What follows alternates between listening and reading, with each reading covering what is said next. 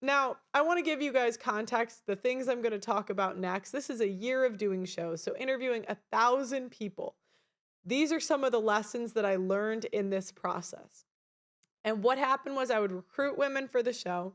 About 8 people would show up, and I would do these panel shows. And we would debate different topics, and I would get people's perspective on relationships. Okay, so one thing that I had heard was that women love a man that cheats or that can cheat. And I thought that was untrue.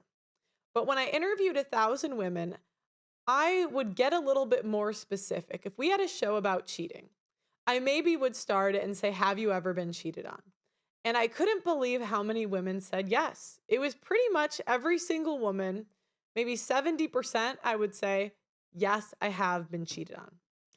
And when you hear that on its head, they tell you the story, whatever. But I decided to dig a little further. My second question would always be, did you leave or did you stay when you found out? And I would say 80% of the time, women stayed. Second thing I figured out was if they ended up leaving the man, they left him when he stopped cheating.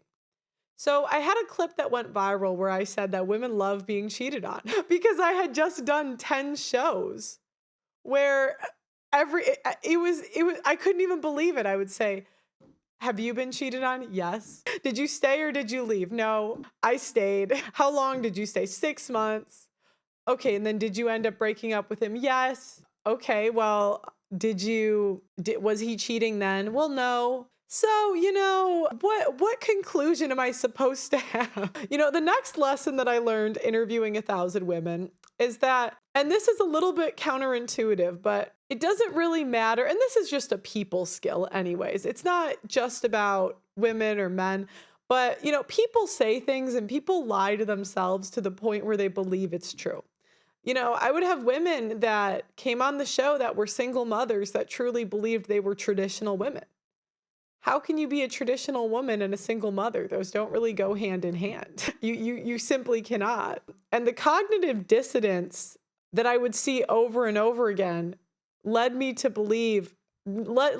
conclude that sometimes people virtue signal, but you have to watch what they do. Another example that I thought of was that there was a woman that came on my show, the whole show.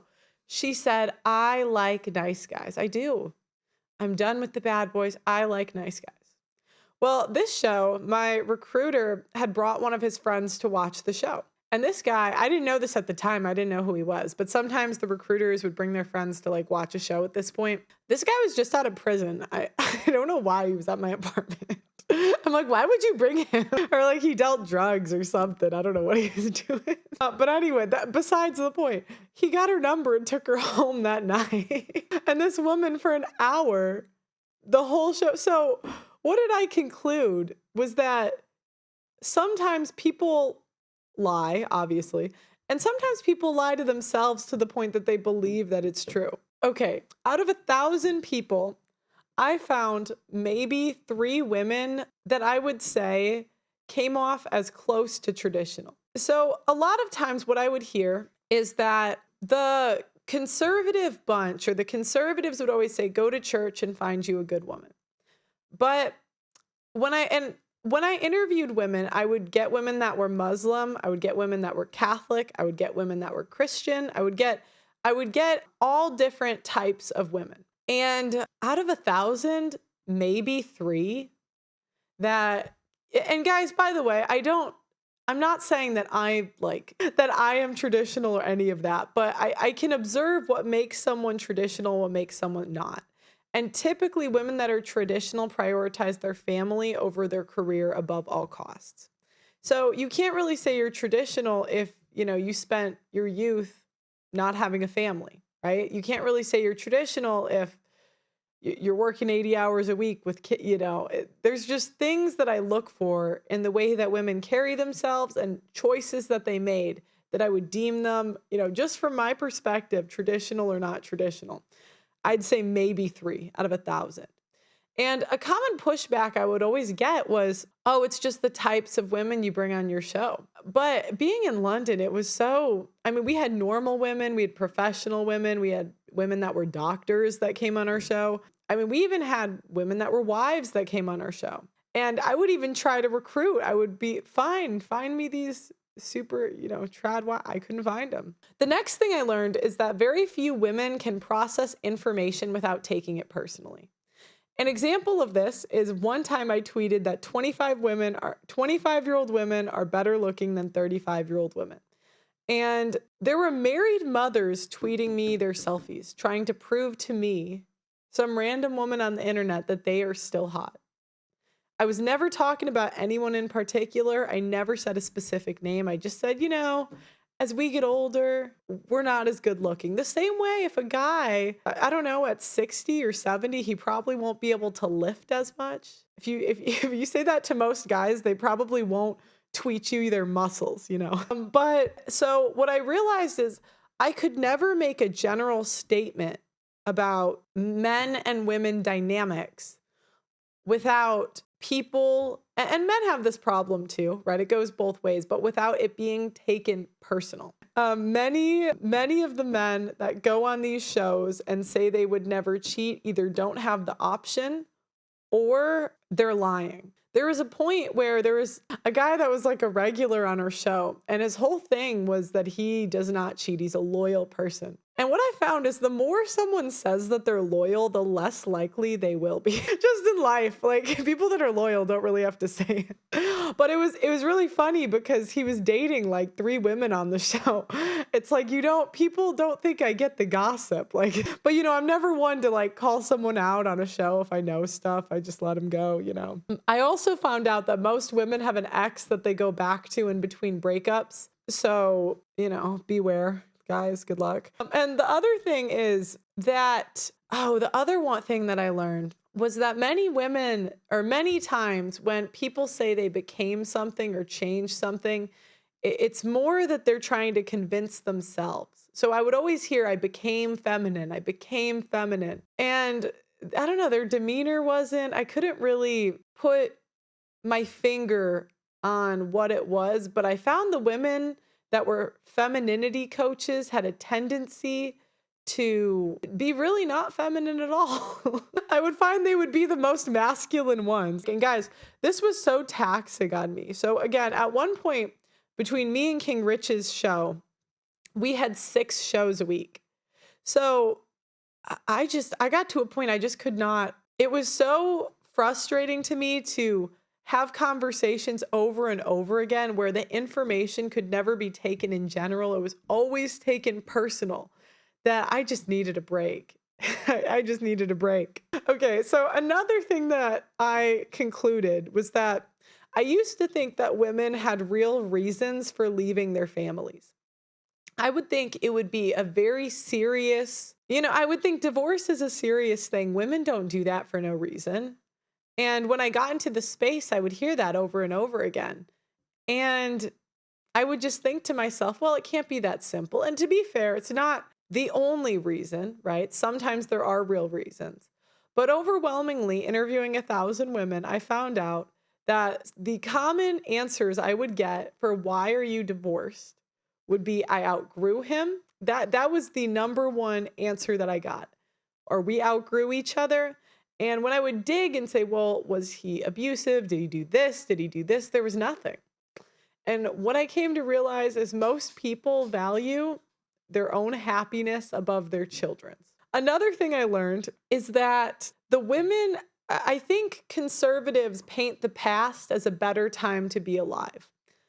I would always hear that, and I maybe even said it at some point, that the past was better because it was more traditional and families stayed together. But when I really got to thinking about it, the women of the past did not like their husbands that much because the second they got the chance, they took the money and left. Again, I don't look at what people say, I look at what they do.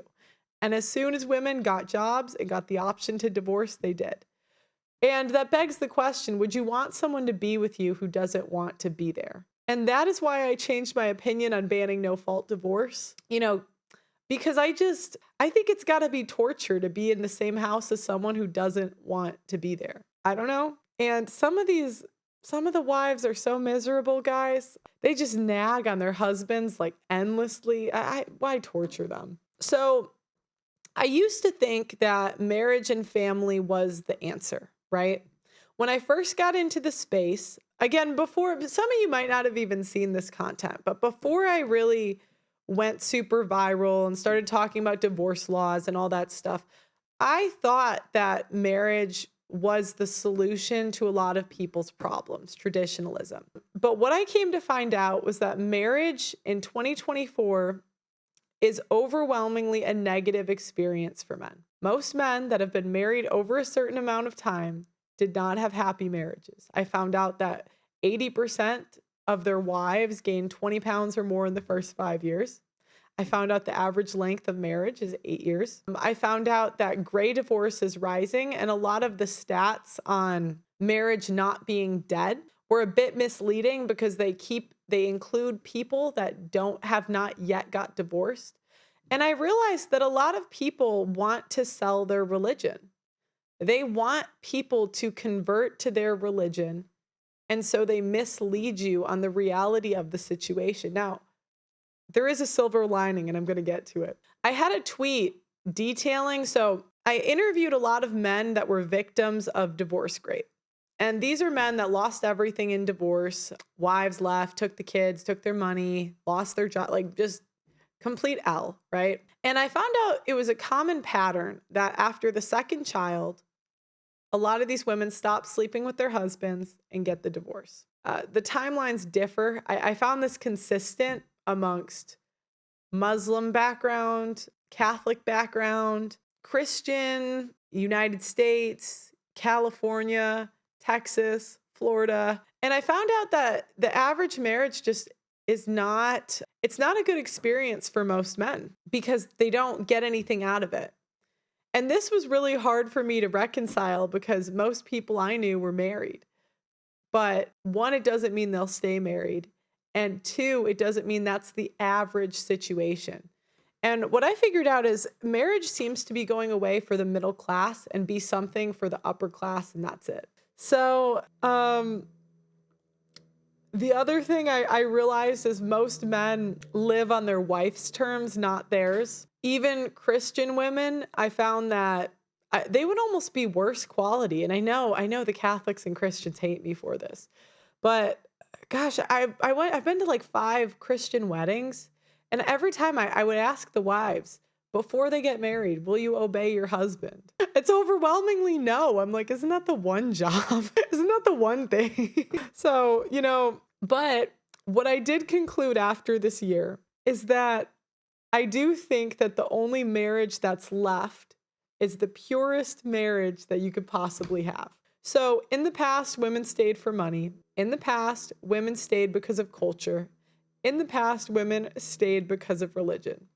Now you're paid to leave. Now your failure rate is well above 50%. They lie to you about these stats, guys. Your chance of success is roughly 10%. But the people that make it work, they're there because they love each other. Because there's nothing in this society that's keeping people together. So that was my conclusion after interviewing 1,000 women. And just some lessons that I learned. This is what it is. Happy wife, happy life. The people that don't want to get married, oh, I understand it. I completely understand. There's no good reason for a guy to do that in 2024. None. The odds are completely stacked against you. The laws are completely stacked against you. The judicial, everything is completely stacked against you. If you do get married, I would hire a PI. I would get a prenup. I would do all of that. But my conclusion is the couples that make it work and figure it out in this mess of an environment have the most pure form of marriage that there's ever been. Take it or leave it. You can disagree. That's fine.